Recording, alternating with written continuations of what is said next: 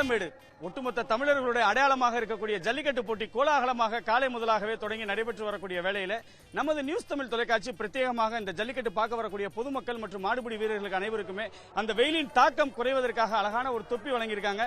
இங்க கூட பார்த்தோம்னா அண்ணனோட மீசை அந்த முரட்டு மீசையும் முறுக்கு பார்வையும் அப்படின்னு சொல்லக்கூடிய வகையில பாத்தீங்க அப்படின்னா அண்ணன் ஜல்லிக்கட்டு பார்க்க வந்திருக்காரு. ஆனா எந்த ஊர்ல இருந்து வந்திருக்கீங்க? இப்ப ஜல்லிக்கட்டுல இருந்து வந்திருக்கோம்.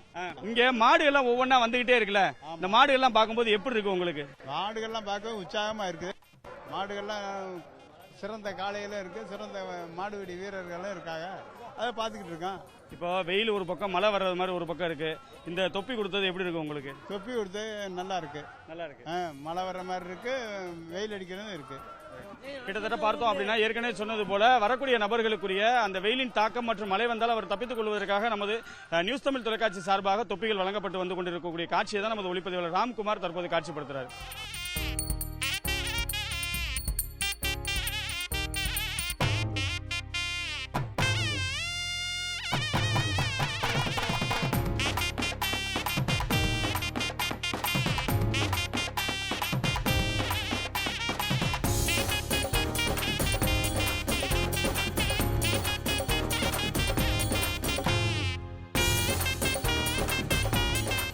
It's actually very awesome. So, the bull strength and that and all is very awesome. So. Many girls are also being the owner of the bull. Yeah.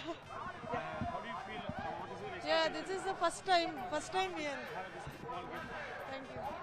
The first time we are visiting here. This is awesome. It is a very new experience for us. We are coming from Bangalore. Basically, Bangalore people and Madurai people will be different. Many boys and girls are being celebrated in this function. Yes. Yeah, definitely. Girl, how do you feel? No, I feel awesome actually. So I like this kind of stuff. So it's very awesome actually. So, and it's my great experience here also. Yeah, thank you.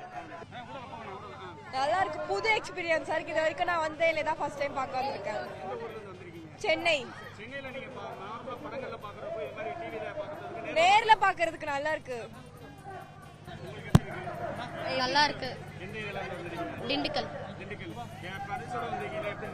இல்ல ஃபேமிலியோட இந்த வாட்டி வந்திருக்கோம். நல்லா இருக்கு. திண்டுக்கல் சென்னை தண்டையார்பேட்